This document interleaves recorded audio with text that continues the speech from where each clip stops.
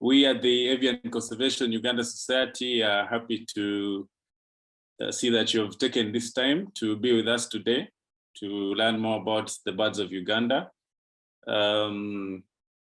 We, of course, always appreciate all the members and their efforts to really join the conservation efforts. Wow, Johnny, you're birding. Wow, you never cease, eh? Yeah, so once again, we want to really appreciate you for taking the time to join us today. We surely look forward to having a great meeting where we shall all learn from each other and share knowledge that will help us to, conserve the birds of Uganda. Yeah, so today we are going to be having our lead presenter as Mr. Johnnie Kamugisha, one of the best birders in the country, Uganda. But before we get into that, I wanted to make a brief introduction about the Avian Conservation Uganda Society that has brought us together today. So the Avian Conservation Uganda Society is a non-profit organization based in Uganda that is dedicated to conserving the precious birds of Uganda. And we do that in a number of ways that include raising awareness about the need for bird conservation. As we all know, birds play a very important role in the sustenance of natural ecosystems. They have a lot of cultural value and economic significance. So the Avian Conservation Uganda Society takes a holistic approach to making sure that the public, members of the general public, appreciate birds in all their holistic, the ways that they contribute to society. Yeah, so as I was saying, one of the ways that we do that is raising awareness through various platforms, including social media, website. We look to use all the other forms of media, print media, and of course, the mass media platforms like TV and radio. So we are also into restoring bird habitat. As you know, that is the gist of the matter in terms of conservation. If wetlands and forests and savanna landscapes are not conserved, then we have a big problem. Birds have no habitat and they are always going to be constantly threatened. Of course, our lead presenter today will get more into that. And then we also find ways of conducting research and monitoring. And we do this using a number of strategies. For those who want details, you can always follow us on social media to find out more about the activities that we are engaged in. You can also find out more from our website. And of course, these webinar series are going to be done regularly, where we can have members to share knowledge and we learn from each other about how we can all be able to conserve the birds of Uganda. So I think that's it briefly. We shall, of course, like I said, talk more as we move on. And we look forward to having more of this series. So yeah, without further ado, I would like to introduce our speaker for the day, Mr. Johnnie Kamugisha. He's one of the best bird guides in the country, if not the best. I think many have argued that he is the best.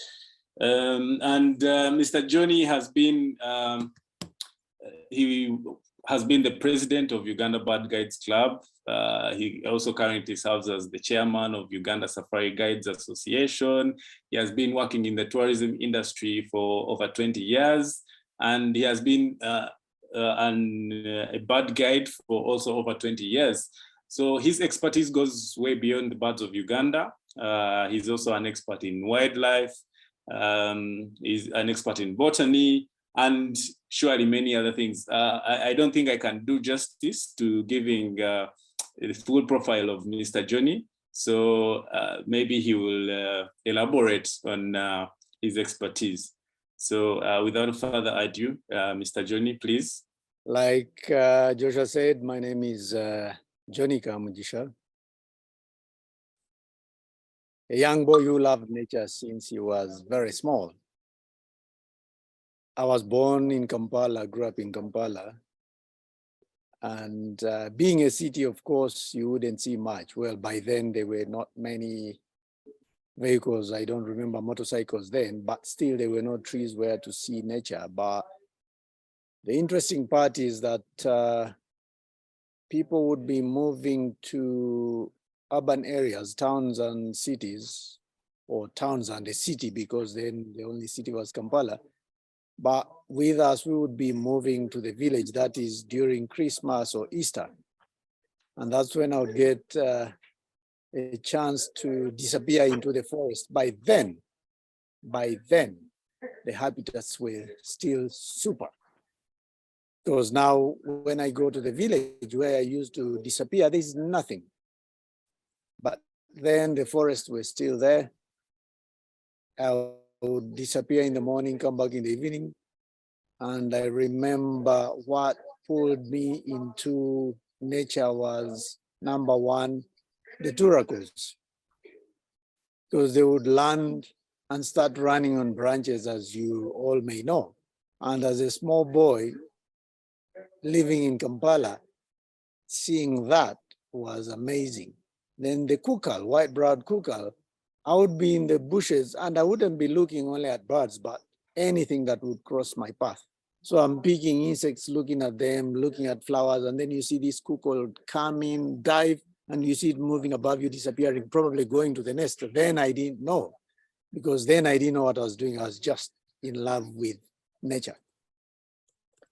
And as a young boy, I thought I would be either an engineer, a doctor, or a pilot. Although I can fly small aircrafts now. Not that top notch, but if something happened, I would be able to fly it and land it somewhere. But when that couldn't happen, having loved nature, I decided to study tourism and travel agency management. And so that's where I decided to major, and tourism flows into my blood. It's what I eat, what I sleep. And when I joined, I found that everyone was talking mountain gorillas, lions, elephants. But while there were birds flying here and there. And sometimes you go looking for lions and you don't see them, but there are birds everywhere.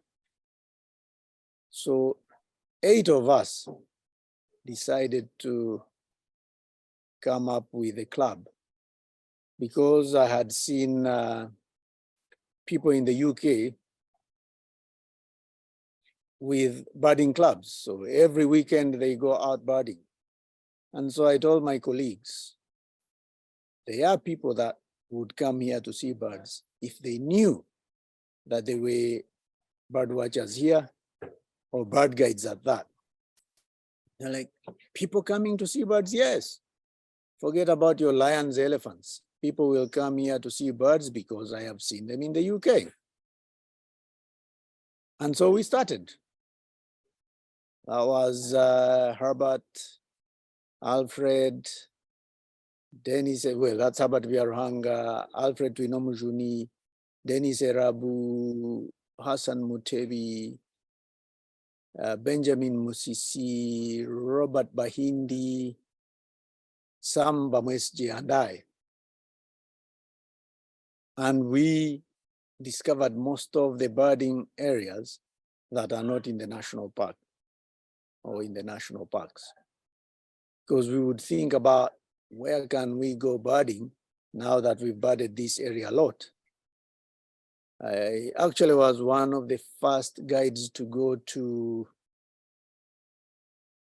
Mabamba to see how easy it would be to find the shoebill after reading, because all the time people would come looking for the shoebills from Murchison, because that's what was written, saying that the shoebill is only found in Murchison. So when I came down at Mabamba, I was with Robert Bahindi and the late Cuthbert Mayega. we found a shoebill. But when we came, we didn't even know that we had to hire a boat. We thought we would bird around and find the shoebill. But when we got there, we were told we had to hire a boat, then go looking for the shoebill, which is what we did. And we found the shoebill. I went back, told my other colleagues, the 6 of them, because Robert was with me, but they couldn't believe us. So we agreed to head down the following weekend because we used to bird either Saturday or Sunday. And we saw 2 shoebills. We've never looked back. Actually, some people still market trails that we formed, which are not there anymore because, as I will be presenting a little later, most of the habitats are gone. We had a trail which we called the Heritage Trail. It started somewhere on Entebbe Road where you branch off to go to Garuga, and it would end up at a place that used to be called Heritage Park. I think now it's ISO that trains there, trains from there. But people still market it. They don't know that it ended. It's only houses where we used to go birding. And actually people thought that we were, because they didn't know what binoculars are. I was the first person to come with a telescope from the UK. So they thought we were surveyors measuring their land. So they would chase us, we would hide our binoculars and go back and explain to them what we are doing. And slowly they go to learn. And you would go and they would show you where the barbet is nesting and where there's another nest, and we look at them and people got to know. Then we started moving with the media. And so Gerard Tenua did a lot of work to write about us. And by then, Dr. Stephen Asimwe was working with the New Vision, and I think he would edit all those. And he picked interest in tourism up to today. Then WBS, then someone, he is the PRO of KCCA now. He was with the young crew of TVZ then. We used to go with him, and people got to see what we're doing on TV, and birdwatching peaked in Uganda. And then we continued with the trainings, of course, to the point of training as trainers so that we could train others. We went to South Africa to train our trainers. And I started by taking my colleagues to outside Uganda so that they would have a feel of it. I first took them to the UK. Now they've moved to places, America and Holland and different places to go and market Uganda. And so I would say that's Johnnie for now. And I go to the birds. Uganda, I call it the birders' paradise, if you may allow me. I had thought I would talk about Avian Conservation Society, but Joshua introduced it. And so you've got a clue a little bit of what Avian Conservation Uganda Society does. Because our aim is to conserve for generation. And we want to do that by trying, because I wouldn't say by restoring degraded bird habitats, but by trying to restore degraded bird habitats and creating awareness and advocate for avian conservation, habitat restoration and conservation as much as we can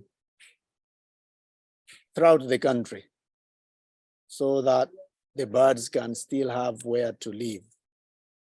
Because like I said, Heritage Trail is not there because it was turned into an estate, as I will be showing you a little later. Places have changed from what they used to be. And our purpose aims at contributing to responsible development that will conserve natural resources for the benefit of the future generation, which is in line with our mission, if I'm talking the truth, Joshua. That is avian life for generations.